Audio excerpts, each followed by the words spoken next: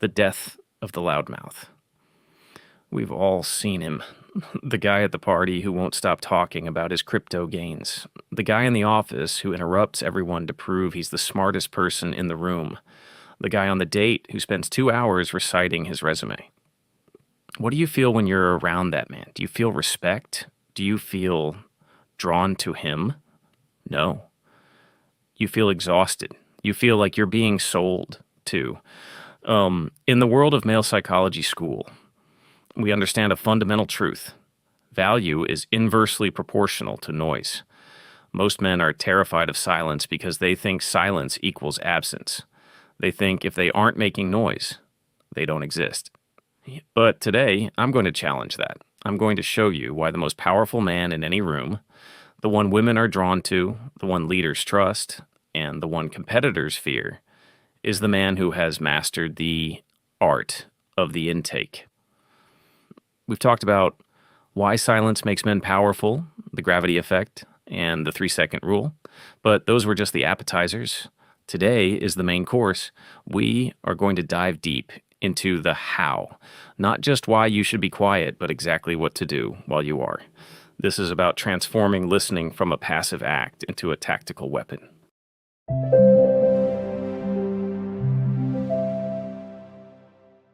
2.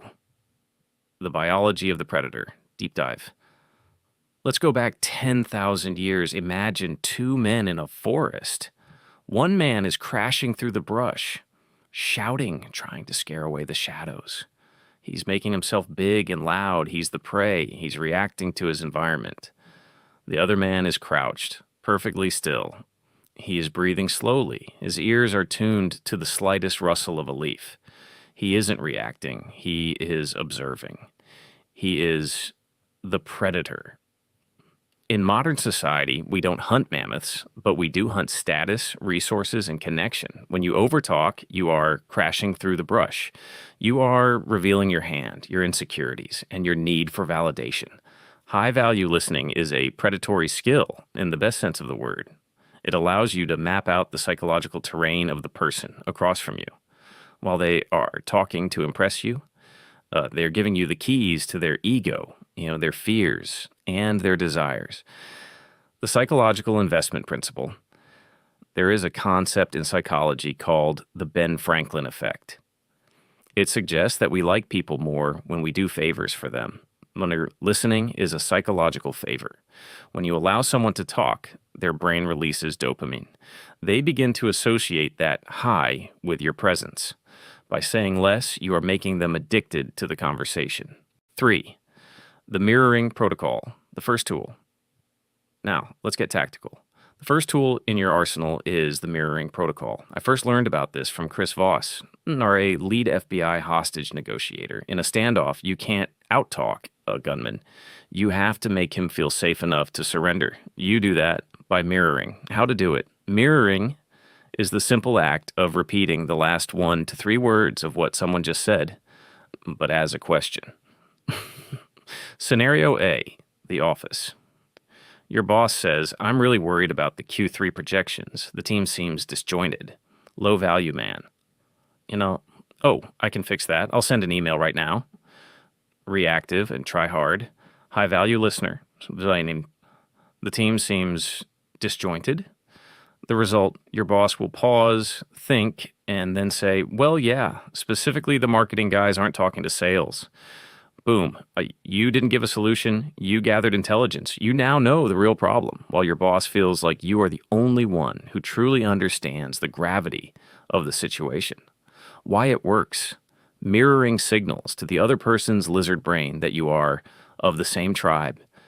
It creates a linguistic bond that bypasses their filters.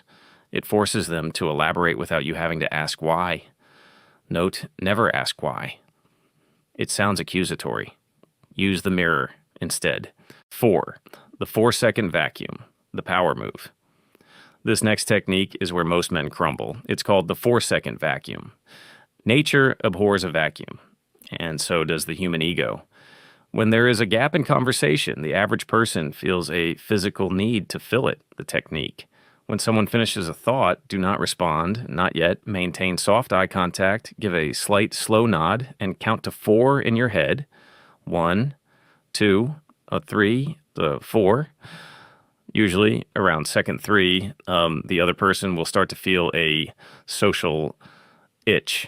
To scratch it, they will start talking again. And here's the secret. The information shared after the silence is always more honest than the information shared before it. Field report. I once saw a negotiation where one party stopped talking. The other party, uncomfortable with the silence, actually lowered their price by 15%, without a single word being spoken by the buyer. In a social setting, like a date, the 4-second vacuum makes you look centered. It shows you aren't desperate to please. It shows you have gravity. You are the rock that the waves of their words are breaking against.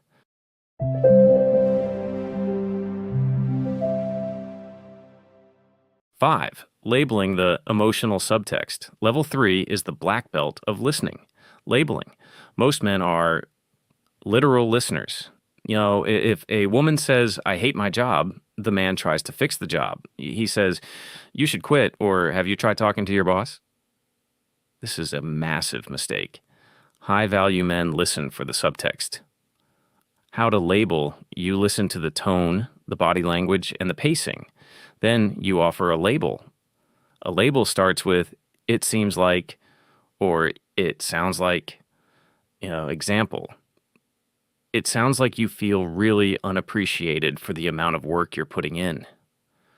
Notice I didn't say, I know how you feel. I said, it sounds like you feel. If you get the label right, the person will say, exactly, and their guard will drop completely. If you get it wrong, it doesn't matter, because you can just say, I didn't say that's what it is. I just said that's what it sounds like.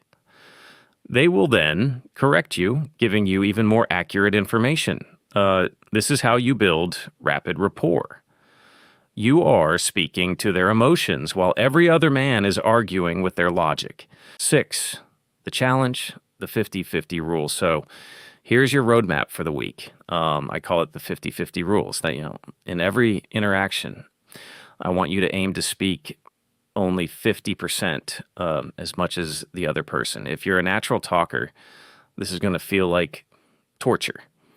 But I want you to embrace that discomfort. That discomfort is your social ego dying and your social authority being born. Use the mirror. Use the vacuum. Label the emotion. When you stop trying to be the most interesting person in the room, you will suddenly find that you are the most influential person in the room. Male psychology school isn't about tricks. It's about shifting your fundamental frequency. It's about moving from a man who seeks validation to a man who provides it on his own terms. Which of these 3 techniques are you going to use today? The mirror, the vacuum, or the label? Tell me in the comments. I read every single one, and I want to hear how the silence changes your world. 7, the neurochemistry of the herd, the dopamine loop. To truly understand why these techniques work, we have to look at the brain. When a person talks about themselves, it's not just socializing. It's a biological event. Studies show that talking about one's own beliefs and experiences triggers the same pleasure centers in the brain as food, money, and even sex. When you listen to someone, really listen using the tools we've discussed, you are essentially becoming a dopamine dealer. The average man is a dopamine thief. He interrupts because he wants that hit of pleasure for himself. He wants to hear his own voice. But the high-value man is disciplined. He understands that by withholding his own hit of dopamine, he can provide it to others. This creates a psychological anchor. People will start to feel a sense of relief and joy just by seeing you walk into a room. Often, without knowing why, they'll say things like, I don't know what it is about him, but I just feel like I can be myself. That is the power of neurochemical leadership. You aren't just being quiet. You are facilitating a biological reward system in the people around you. This is why high-stakes negotiators and elite salesmen are often the most boring people in the room. They are letting the other person win the dopamine game so they can win the long-term game. 8, the body language of a king, nonverbal mastery. If the words are the how, your body is the environment. You can use the mirroring protocol or the 4-second vacuum. But if your body language is erratic, you'll look like a serial killer rather than a leader. In male psychology school, we focus on high status stillness. When you are listening, your body must be a fortress of calm. The venting posture. When someone is speaking, do not fidget, don't check your watch, don't look at your phone, and for heaven's sake, don't look around the room for someone more important to talk to. This is what low-value men do because they are constantly seeking the next social high. Instead, adopt the L-shaped stance or sit with an open, relaxed frame. Lean back slightly.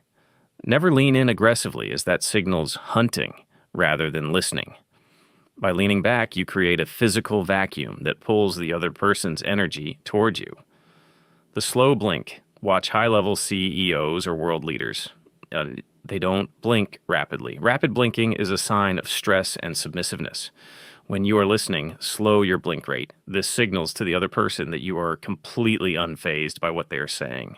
You are processing, you are calm, and you are in control. This nonverbal gravity is what makes the 3,000 words you don't say more powerful than the 3,000 words you do. 9. The dark side of listening. Information warfare. Now, let's talk about something we rarely discuss, the strategic advantage of information.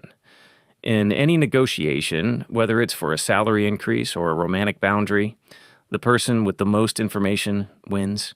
What? Period. When you are the one talking, you are bleeding information. You are revealing your price, your timeline, your insecurities, and your tells. When you're the one listening, you are harvesting. I call this the intelligence advantage. Most men feel a social debt, to be honest.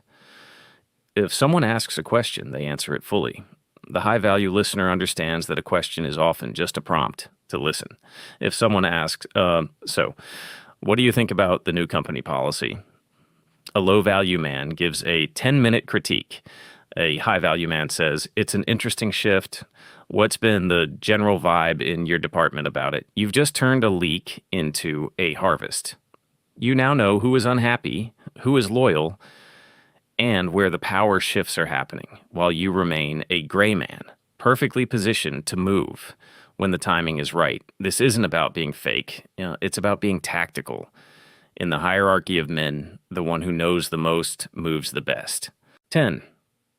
The legacy of the listener, long-term authority. As we close this masterclass, I want you to think about the long-term legacy you are building. There's a difference between being famous in a room and being respected in a room. The man who talks the most is often the most famous. Everyone knows his stories, his jokes, and his opinions. But when things get difficult, nobody looks to him for the solution. They look to the man who has been quiet. They look to the man who has spent the last hour listening, observing, and weighing the options. Listening is the ultimate act of masculine discipline. It is the restraint of the ego in service of the truth. When you master these tools, the mirror, the vacuum, the label, the nonverbal stillness, you aren't just getting better at talking. You are transforming into a pillar. A pillar doesn't need to shout to be noticed. It just stands there, holding up the weight of the structure. The final challenge: go out today and find someone you usually disagree with. Instead of arguing, use the mirroring protocol. Use the emotional label. See how quickly their armor falls off when they realize they aren't being attacked, but understood. This is how we change the narrative, of modern masculinity. We don't do it by being louder. We do it by being deeper. This is male psychology school. You've stayed with me through this entire masterclass, which shows you have the attention span and the discipline to actually implement this. Now, go out and be the silent authority. For more on the foundational concepts of presence, check out Don't Speak Yet, the hidden power of the 3-second rule. Build the mind, master the silence. I'll see you in the next one.